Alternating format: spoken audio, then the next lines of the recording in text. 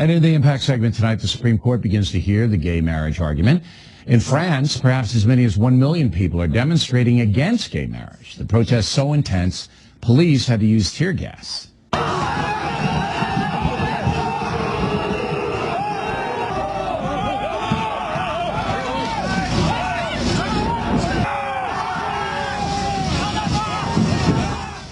In Washington, however, it's a different story. There were also protests both in favor and against gay marriage, but the issue here, not nearly as volatile as it is in France.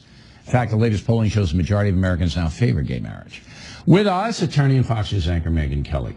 All right, before the French, a lot of Muslims there. And that's what's driving this anti-gay marriage thing, along with some conservative Christians. They've allied themselves. But huge crowds in Paris, enormous anti-gay marriage crowds. Not seeing that here. I understand there are 2 cases. Explain them so even I can understand, which means you have to be very simple and talk slowly. Okay. Well, Good. I came on your show when the Supreme Court accepted these 2 cases and said, I think this is going to be small ball. I don't think these are the cases where the Supremes are going to say yes to gay marriage or no to gay marriage.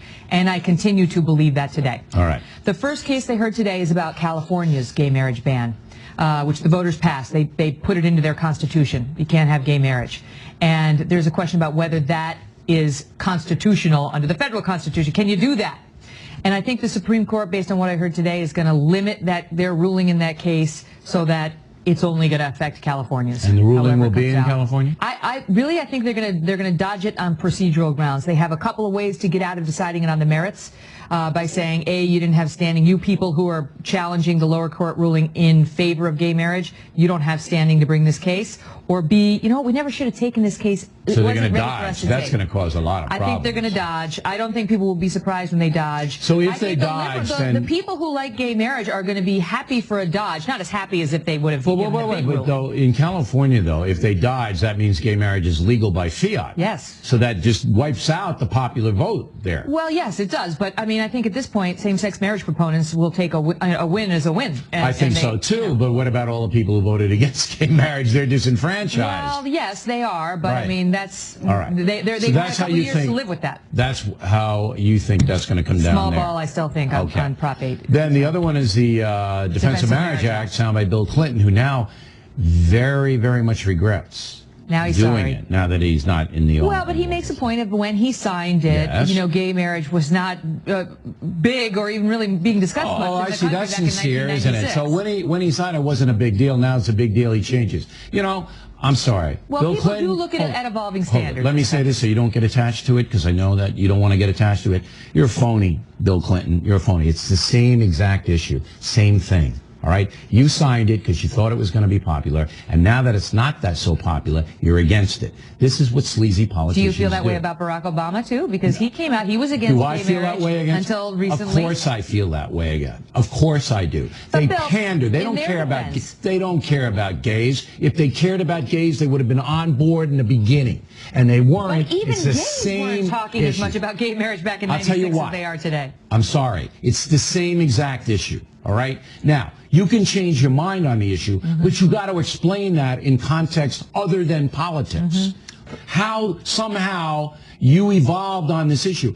I'm willing to listen to that, but I don't believe any of this is sincere. It's political, and it's just awful. I mean, I think the country's views on this issue are changing. They're changing But why are they changing? Well, because I think that the same-sex marriage advocates have done a credible job of getting out there and making their case. I mean, for years, those who oppose gay marriage take their religion piece out of it for this, because there's no arguing that. I mean, the Christian religion teaches what it teaches. The Bible says what it says. I mean, about marriage and but our policy shouldn't be made by that. I know, so take that out of it. Right. So what I'm saying is that when you ask, for example, I had an interview with Tony Perkins of the Family Research Council. What is it about calling a gay union marriage that offends you? How does it hurt a traditional or heterosexual marriage?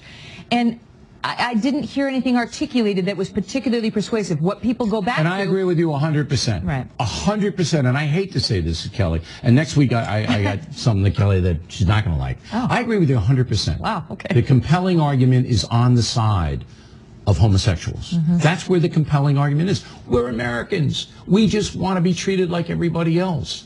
That is a compelling argument.